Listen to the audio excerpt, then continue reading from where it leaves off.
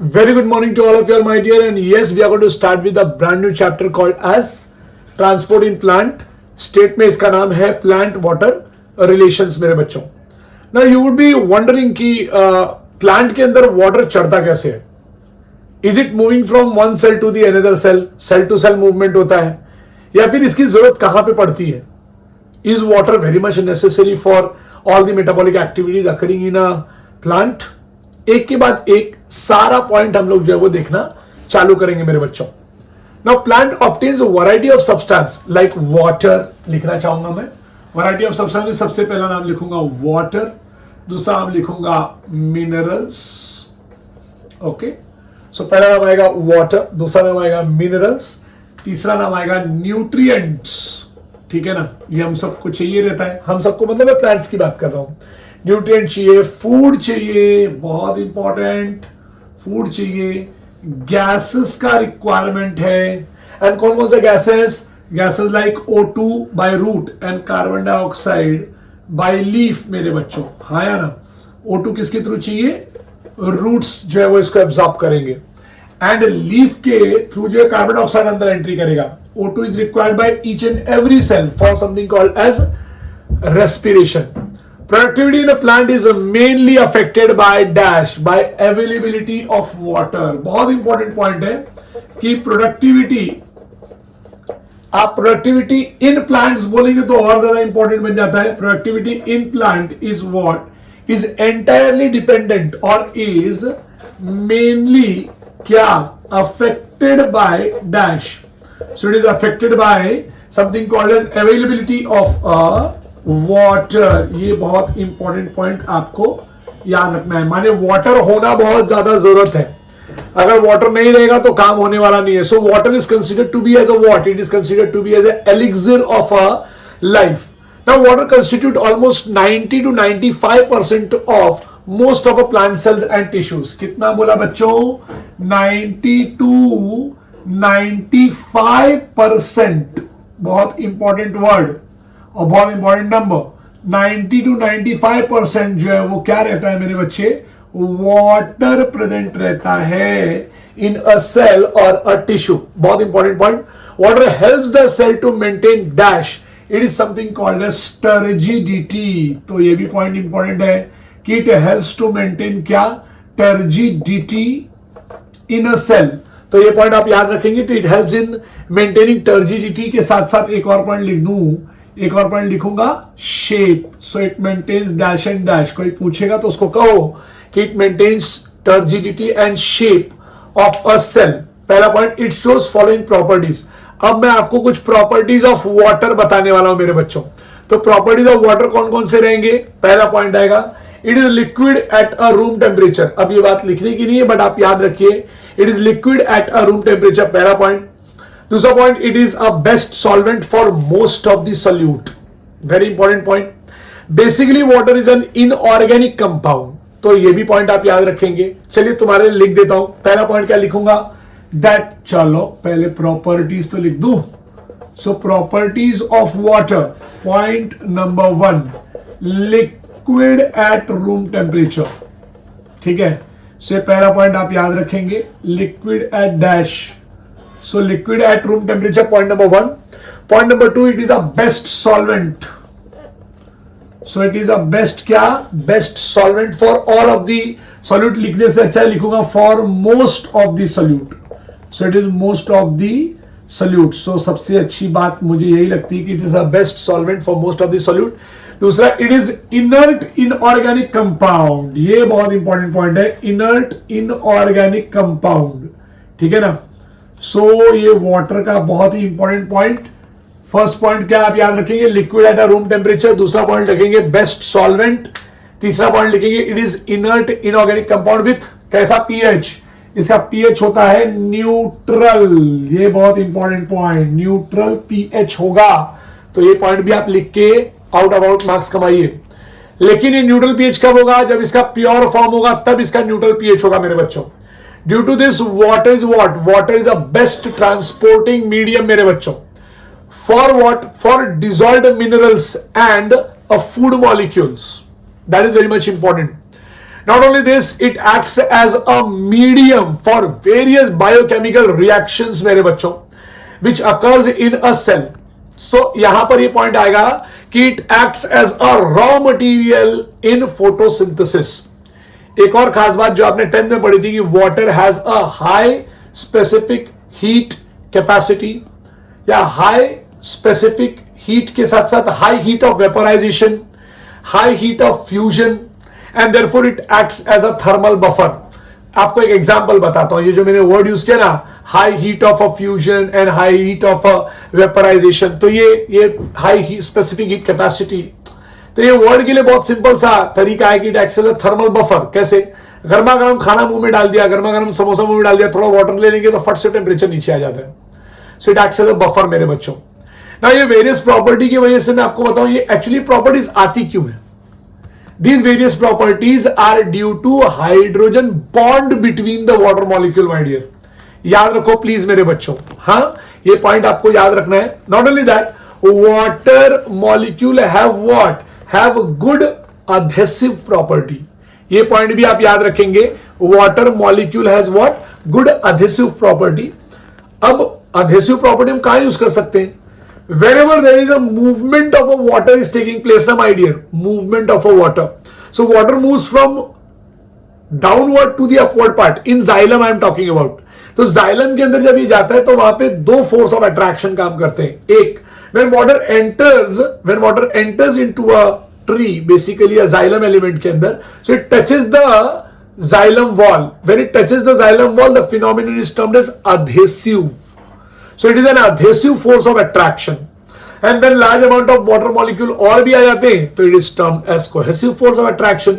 So there are two force of attraction basically occurring at the time of ascent of sap. Ascent of sap का मतलब होता है movement of a water from lower side to the upper, but it's an ascending movement of a water, right? Basically leaf को water चाहिए रहता है. So it happens. So ये एक point आपको याद रखना है कि water molecule have a good adhesive and cohesive force of attraction. Now due to high surface tension मेरे बच्चों, high adhesive force लगेगा, high cohesive force लगेगा, and it can easily rise in the capillaries, my dear. So therefore it becomes very significant molecule that connects the physical world with a biological process मेरे बच्चों. So बहुत important point ये इस तरीके से discussion में आ जाता है. ये सारी बातें जो चल रही है ना मेरे बच्चों, जो मैंने अभी आपको एक्सप्लेन किया कि the movement of a mineral, movement of a water takes place. So water plus dissolved minerals, my dear, ये बात भी आप याद रखेंगे कि water plus dissolved minerals are termed as sap. Please याद रखना, water plus dissolved minerals are termed as sap. और जब ये अकर होना चालू होता है ना मेरे बच्चों, बेसिकली प्लांट्स में, तो जब मूवमेंट ऑफ अ सैप होता है तो movement of a sap basically takes place, अगर जाइलम के थ्रू हो रहा है तो it takes place from downward to the upward direction. That is what is ascent of sap. ठीक है, लेकिन अगर ये फ्लोएम के अंदर हो रहा है तो फ्लोएम के अंदर इसका प्रोसेस इज एंटायरली डिफरेंट. ये नीचे से ऊपर भी जा सकता है और ऊपर से नीचे भी आ सकता है. That is from source to sink. ना ये सोर्स टू सिंक क्या होता है, I will be explaining you. लेकिन उसके पहले आपको इतना याद रखना होगा कि there is something called as translocation. So translocation of solute also takes place मेरे बच्चों.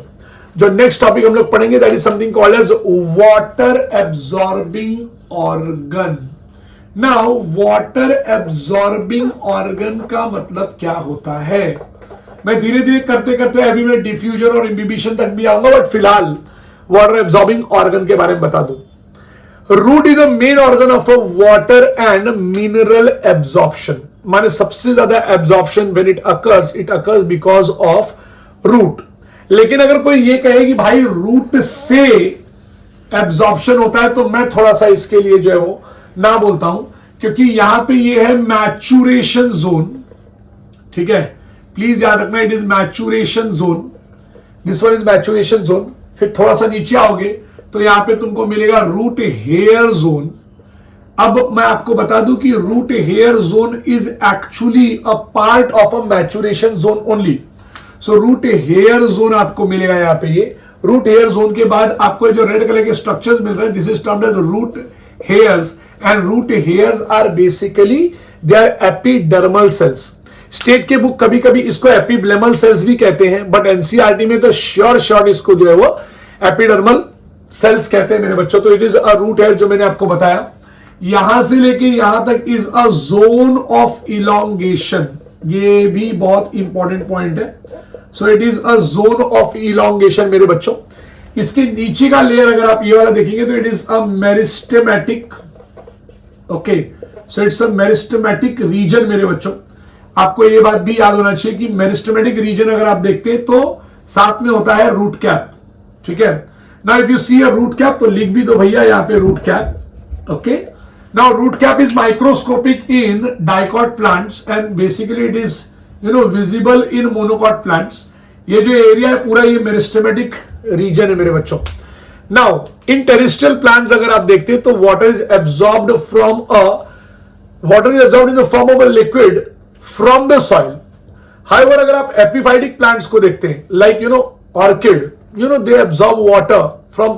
मैं आपको ये रूट का स्ट्रक्चर दिखा रहा हूं बट थोड़ा मॉर्फोलॉजी ऑफ फ्लावरिंग प्लांट से भी टच कर दूंगा कि basically when the water is absorbed in epiphytic plants. Now epiphytic plants are the type of a plant which are present on another plants. ठीक है. एंड के root जो है वो हैंग होते हैं ऐसे. And their roots contains a velamen tissue मेरे बच्चे. It's a type of a tissue. It's a very special tissue. And these velamen tissues are what? They are basically hygroscopic in nature. So whenever anyone talks, what do you mean by hygroscopic? It is the one which absorbs moisture, my dear. So velamen tissues are the type of tissues which has a great ability to absorb something called as moisture. तो आपको एक तरीका यहाँ पे दिख जाएगा जो ये सॉइल के अंदर होता है. They absorb the water and minerals from root hair. मेरे बच्चों याद रखो मैचुरेशन रीजन से, यहां के रीजन से एब्सॉर्प्शन ऑफ वाटर नहीं होता है क्योंकि यहां के रीजन में there is a structure called as suberin नाम का कंपाउंड. And suberin नाम का compound does not allow the water to enter and that is what is something called as impermeability which you can see. ठीक है. So basically water absorb कहां से होता है तो it get absorbed from these epiblemial cell. Now जब मैं word use करूं epiblemial cell तो ये बात जो है वो स्टेट टेक्स्ट बुक में लिखी है और जब मैं वर्ड यूज करूं epidermal cells तो ये बात एनसीईआरटी में लिखी है. प्लीज आप इसको याद रखना. Now there is a zone called a zone of absorption. Now you can see that there is a root hair zone. Now मैं आपको वापस बोल देता हूं. These root hair zones are the type of a zones where there is a presence of a root hair is there and they are basically the epiblemal cells and they form a unicellular root hairs. Okay. तो unicellular root hairs की जब मैं बात करूंगा तो मुझे थोड़ा सा डायग्राम बनाना पड़ेगा. Now basically in a state these diagrams come for 2 to 3 marks मेरे बच्चों. तो जब ये मार्क्स के लिए आएगा तो आपको ये सारे पॉइंट्स लिखना है. हाँ, जब हम इस पेपर को चेक करते हैं तो बेसिकली हम यहाँ पर मैचुरेशन जोन लिख देता हूं पहले तो यहाँ पे. ठीक है. हाँ, यहाँ रीजन ऑफ मैचुरेशन भी लिखते हैं. यहाँ पे हाफ मार्क, यहाँ पे हाफ मार्क, यहाँ पे हाफ मार्क, यहाँ पे हाफ मार्क और बाकी के इस पे भी हाफ मार्क हम दे सकते हैं. लेकिन अगर 2 मार्क का डायग्राम होगा तो ये हाफ मार्क ऐसा दिया और half mark will be on a diagram my dear. ठीक है ना. सो अब हम लोग बात करेंगे something called structure of a root hair मेरे बच्चों. तो structure of a root hair कैसा बनेगा ये भी मैं आपके सामने बना देता हूं. मैं 1 मिनट के लिए हटता हूं, आप इस डायग्राम को जो है वो कॉपी कर लीजिए.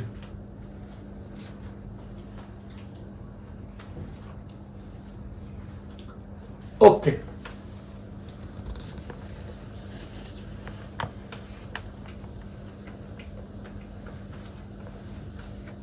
Now so when we talk about something called a structure of a root hair, तो structure of a root hair भी समझना आपको बहुत जरूरी है.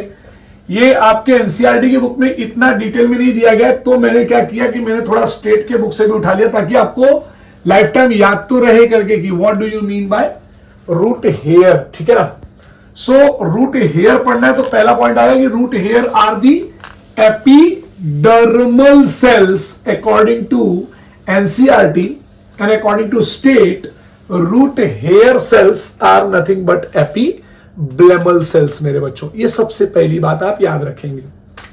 मुझे कोई रूट हेयर सेल्स बनाने का डायग्राम के लिए देगा, बोलेगा, तो मैं एज अ स्टूडेंट सबसे पहले ऐसा डायग्राम बनाऊंगा, राइट। ये कुछ इस तरीके से, ये पहला पॉइंट रहेगा। दूसरा मैं क्या करूंगा, मैं वापस एक और लेयर यहां पे बनाऊंगा ऐसा, ये इस तरीके से, ठीक है। एक और लेयर साथ में ही बनाऊंगा, पहले जरा ये लेयर को क्लियर कर लूं। एक और लेयर यहां पे बनाऊंगा ऐसे, ताकि आपको क्लैरिटी मिले कि बेसिकली मैं क्या कर रहा हूं, राइट। हाँ, you should make a diagram like this my dears, okay. अब यहां पर अगर आप देखेंगे तो ये जो फर्स्ट लेयर है, इट इज आउटर वॉल, ठीक है, and there is one more layer called as inner wall, ठीक है, या इनर सेल वॉल भी लिख सकते हैं आप। Outer wall is made up of what, it is made up of pectin या पेक्टोज नाम का compound, and inner wall is made up of what, cellulose नाम का कंपाउंड, ठीक है, ओके। ये पहला पॉइंट। दूसरा पॉइंट आप देखेंगे यहां पे, this is something called as a plasma membrane. बहुत बार ऐसा होता है कि इसका डिस्कशन नहीं होता है, लोग नहीं कर पाते, but it is a plasma membrane. And next is something called as, this is a cytoplasm वाला एरिया, लेकिन थोड़ा सा आपको देखना पड़ेगा कि there is something called as vacuole. तो दिस इज VACUOLE, वैक्यूल। कभी कभी न्यूक्लियस यहां रहता है ऐसे, और कभी कभी न्यूक्लियस यहां रहता है ऐसे।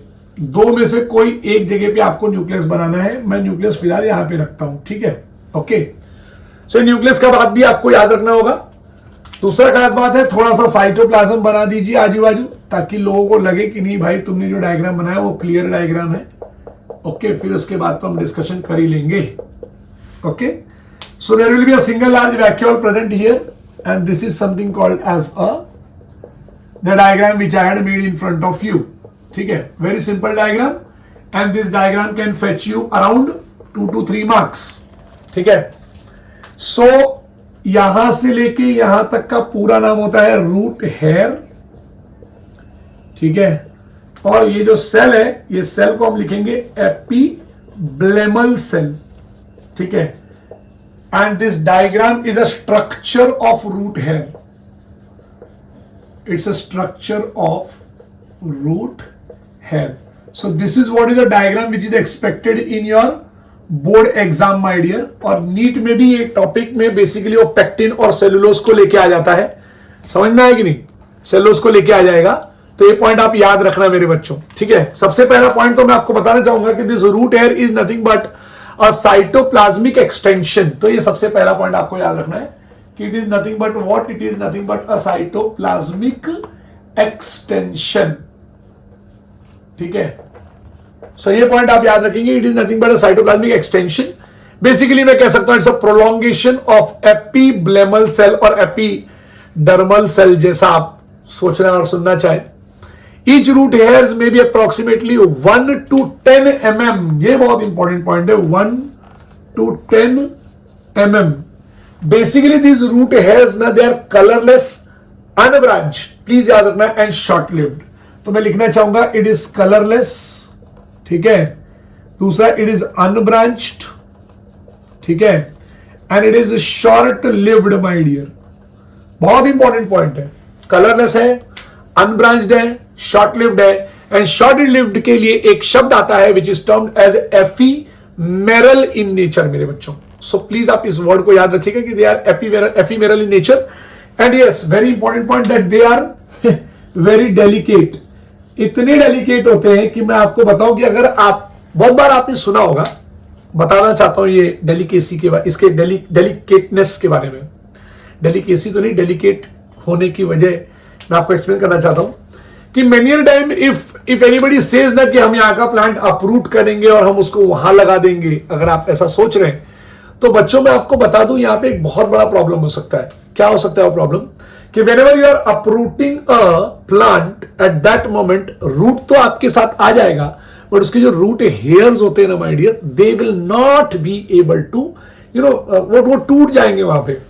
और जब आप कहीं और प्लांट लगाएंगे, उसको अपरूटेड प्लांट को वहां पे लगाएंगे, तो रूट को फॉर्म होने के लिए बेसिकली आपको जो है वो थोड़ा सा टाइम लगेगा मेरे बच्चों। टाइम मतलब आपको 2 से 4 दिन, 5 दिन, 8 दिन तक जा सकते हैं, ठीक है।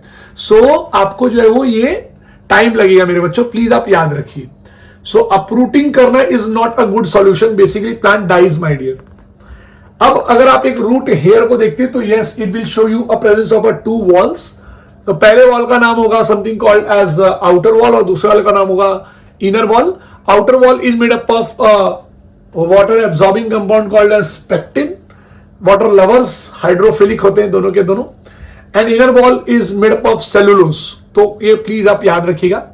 दे show a presence of cytoplasm inside them, and thin film of cytoplasm present होती है, but they show a single large vacuole in centre and 2 layer, जैसे मैंने आपको बताया यहां पर, ये प्लीज आप याद रखिएगा। Cell wall is what it is freely permeable, but plasma membrane is selectively permeable.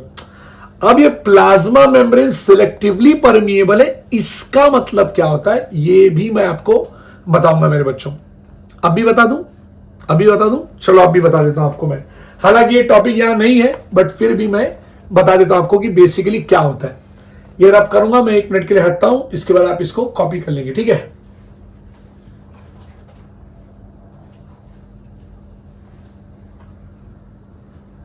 Okay मेरे बच्चों, सो मैं आपको अभी वो बता देता हूं, वो छोटा सा पॉइंट। हालांकि वो पॉइंट जो है वो आपके एनसीईआरटी की बुक में अलग अलग जगह पे लिखा है, बट आपको याद हो जाएगा, इसलिए ये पॉइंट का डिस्कशन जरूरी है, ठीक है। और आपके स्टेट के बुक में भी दिया हुआ है।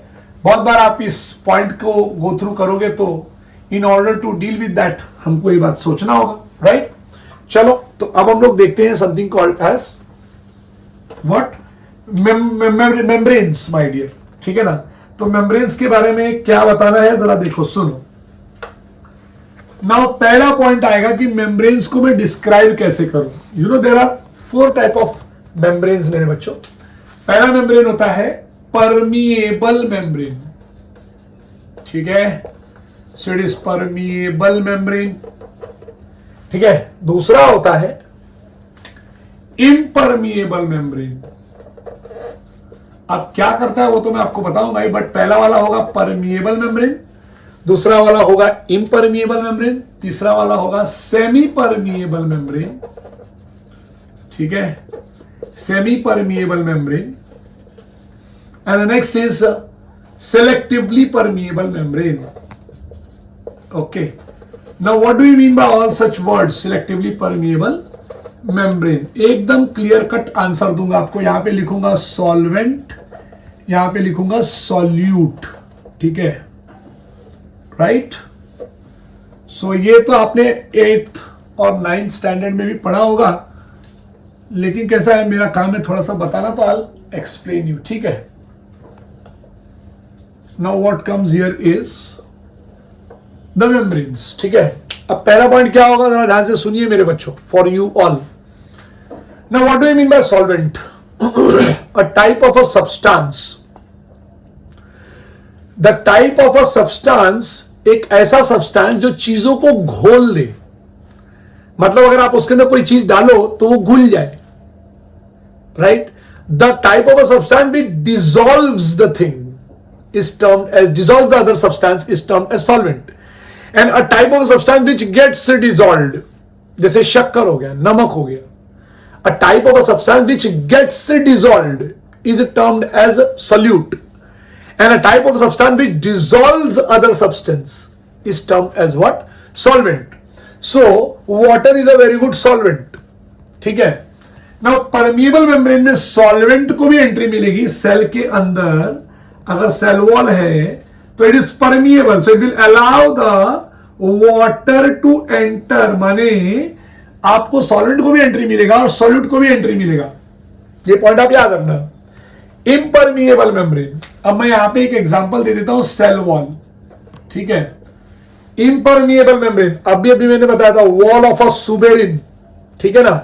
तो सुबेरिन का मैंने बताया था, तो आप सुबेरिन को याद रखिए, वो will not allow the water to enter, neither a solute. So भाई किसी को एंट्री नहीं मिलेगा। चलो भागो।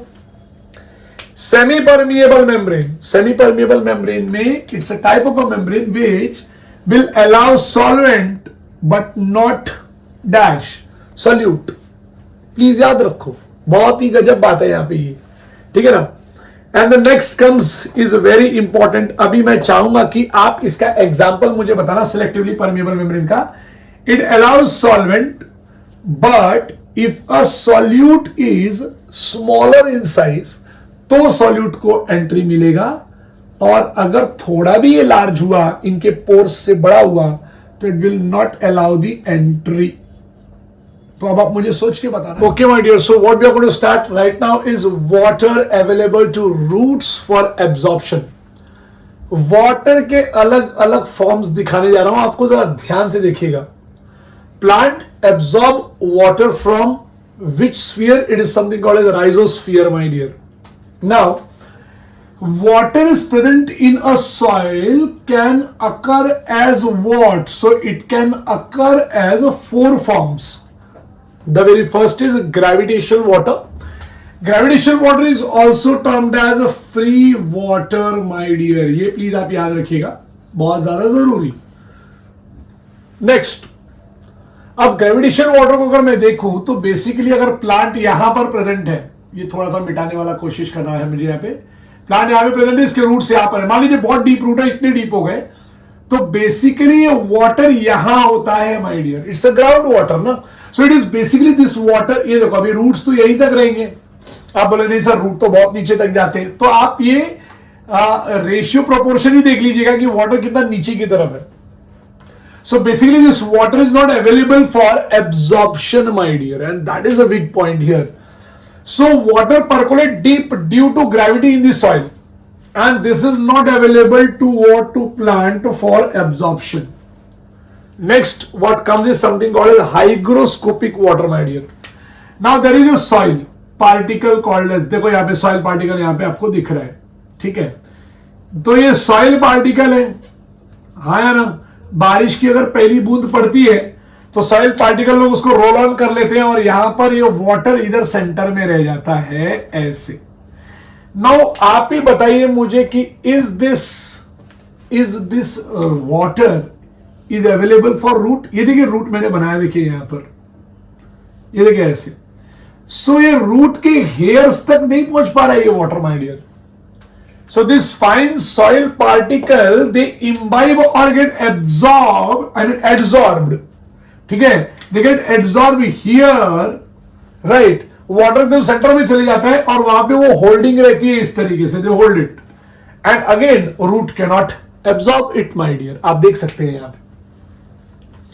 There is one more water called as combined water, मेरे बच्चों। और combined water में क्या होता है? This is present in the hydrated form, या फिर hydrated oxide form of silicon and aluminium. माने बेसिकली आपने वर्ड सुना होगा वाटर ऑफ क्रिस्टलाइजेशन। अब मैं बहुत सारे नाम नहीं लूंगा, लेकिन आपको याद रखना कि ये जो वाटर ऑफ क्रिस्टलाइजेशन होती है, ये water is basically not available for something called as plant. आप उसको डाल भी दो वो कंपाउंड को ऐसा, तो भी नहीं होगा। So it is not available to plant for absorption basically, and यहीं पर जो है वो एक दूसरे वाटर को समय मिल जाता है प्लांट्स के पास तक पहुंचने के लिए। ना ये जो वाटर होता है ये कैसा होता है? ये आपके घर में भी इस तरीके का वाटर होता है। जैसे आपने पॉट में पानी डाला तो यहां पे सॉइल इस तरीके से होगा, ठीक है, मान लीजिए पूरा सॉइल है यहां पे ऐसे, तो बेसिकली वाटर का थिन फिल्म बन जाता है इसके ऊपर ऐसा। ये सॉइल पार्टिकल्स के ऊपर यहां पे वाटर का थिन फिल्म बन जाता है, देखिए ऐसे। सो ब्लू कलर में आप जो देख रहे हैं that is water. So please आप याद रखिएगा मेरे बच्चों। And such type of water is termed as capillary water. अब यहां पे अगर रूट आ जाएगा इस तरीके से, मान लीजिए रूट आया भी, तो रूट जो टच कर जाएगा ना इन लोग को इस तरीके से, सी लाइक दिस ऐसे। तो हियर द रूट, अब यहां पे ऊपर की तरफ ये ट्री है ऐसा। So the root is touching, I mean here the soil के ऊपर वाले लेयर में। अगर अंदर वाले लेयर में रहता तो हाइग्रोस्कोपिक वाटर हो जाता, ऊपर वाले लेयर में तो it is capillary water. So some amount of water is held in the pores, जहां जहां पोर्स थे वहां पे प्रेजेंट है, and they are present between the neighbouring soil particle, and due to this capillarity they are available to something called as what मेरे बच्चों, plant my dear. समझ में आया माय डियर? तो ये पॉइंट आपको याद रखना है। So there are what, there are 4 different type of water. मैं एक नोट्स पढ़ रहा था एक जगह पे, तो वहां पर एक और वाटर दिख रहा था, run away water my dear. तो ये रन अवे वाटर क्या होता है? जैसे फॉर एग्जांपल बारिश बहुत ज्यादा होने लग जाती है तो कहता है वाटर मूव ऑन करता है, that is also run away water, but it is not available for plant my dear. ठीक है। सो अब जो हम लोग बात करेंगे will be something called as absorption of water by root from soil मेरे बच्चों। Absorption of water from root it occurs by 3 phenomenons. आप जानते होंगे उस फिनोमिनन को। पहला phenomenon is something called as imbibition, second is diffusion and third is osmosis. बच्चों मैं जो सबसे पहले शुरू करूंगा वो होगा डिफ्यूजन, फिर मैं पढ़ाऊंगा फैसिलिटेटेड डिफ्यूजन, फिर मैं पढ़ाऊंगा इम्बिबिशन और फिर मैं पढ़ाऊंगा ऑस्मोसिस। लेकिन ये सब कुछ अगले लेक्चर में। Thank you to all of your my dear, have a good day.